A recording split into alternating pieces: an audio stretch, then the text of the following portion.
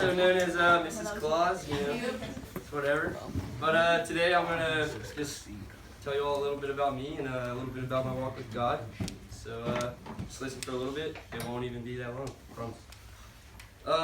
So I kind of always grew up in the church, and like my parents would always have me go to church on Sunday, and I was like, I don't really want to go to church on Sunday. I don't have school on Sunday, so why would I wake up early on Sunday when I could just sleep in? But I always kind of went, and then I started doing youth group at Centenary in middle school, and that was kind of fun. But I still, I always called myself a Christian, and thought that if I called myself a Christian and I was a good person, then that was it. And boom, done, I did it. And then when I got into high school, I started doing YoungLife, and I met some awesome dudes like Robbie and all the rest of the leaders. So they're pretty awesome. And so I went to weekend camp, which some of you guys went to, which was awesome. And so kind of at weekend camp, I was like, all right, so I see that I'm not doing everything that I could be doing. And just calling myself a Christian and going to church isn't really all that it's about. There's kind of more to it. There's a relationship there that you're kind of supposed to have with God, and I didn't understand that yet. And so just in Bible studies that Robbie kind of led, at first I started to see a little more about that. The first one that we did was kind of a little mini series on what it meant to be a Christian man in today's world. And so that kind of brought up some questions, and I was kind of able to find some mentors like my dad, a youth pastor at Centenary, and Robbie, who I'm closest to. And then we kind of ventured on and we did a Bible study about James this summer. If you haven't read the book of James, it's a great book. You should read it. There's a lot of great stuff in there. But the biggest thing that I took out of James as a person was to be slow to anger, slow to speak, and quick to listen. And those three things, if you live by those every day, your life will really look a lot different.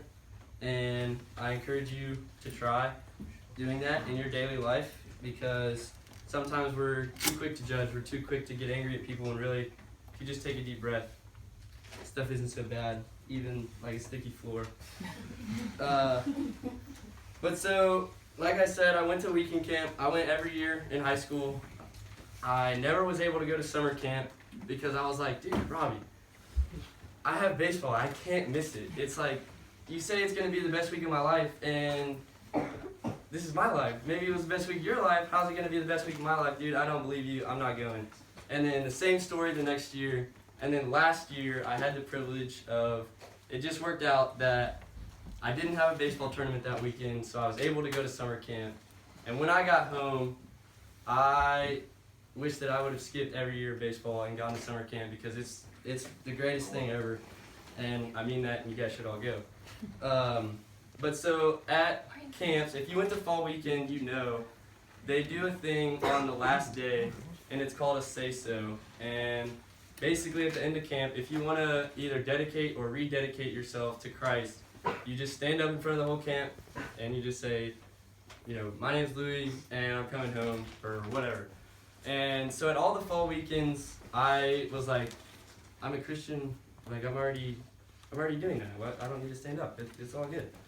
But when I went to summer camp, it just kind of brought a whole new meaning to my walk with God and my faith, and just the time spending with your cabin mates and with your leaders and with people from other states and just all around the country. You get a new perspective on what it means to be a Christian and what it means to follow God. And so at summer camp, I did the say-so, and since then, it's not an easy road. So know that. Like the leaders have said the past couple weeks that they've talked, we had this disease called sin, but we're not stuck with it. And so if you follow God, and if you ask questions, and the biggest thing, we talked about it last night at Campaigners, and those are awesome things that you guys should go to. I would say the biggest thing for me is being in constant conversation with God. A lot of people think that prayer is oh, all right, it's time to go to bed. I'm going to just get right here. I'm going to pray real quick, and then I'm going to go to bed. or, oh, food's on the table, I'm going to pray before I eat, and then I'm going to be done. But prayer is as easy as like, hey God, this is awesome. I get an opportunity to speak in front of a bunch of classmates. Thank you. Hey God, thanks for letting all of them come. Hey God, thanks for that really awesome, beautiful day yesterday. But, so it's just kind of stuff like that, just being more intentional in my faith, and like asking questions if I haven't, or inviting friends to Young Life, because it's awesome and I want to share it with all of you guys. But so the last thing I have is one of the things that Robbie told me that stuck with me the most was, as a person, you are a combination of the 5 people that you spend the most time with. So maybe it's your brother and your sister and a couple friends, or maybe a coach or whoever. But here's what I want to ask you. Is God one of the people that you spend the most time with? Because if he is, then your life is going to look a lot different. And if he's not, then find a leader, or come and find me and I can talk to you, or I can refer you to a leader if you have any questions. Thank you for listening, and thanks for having me to talk.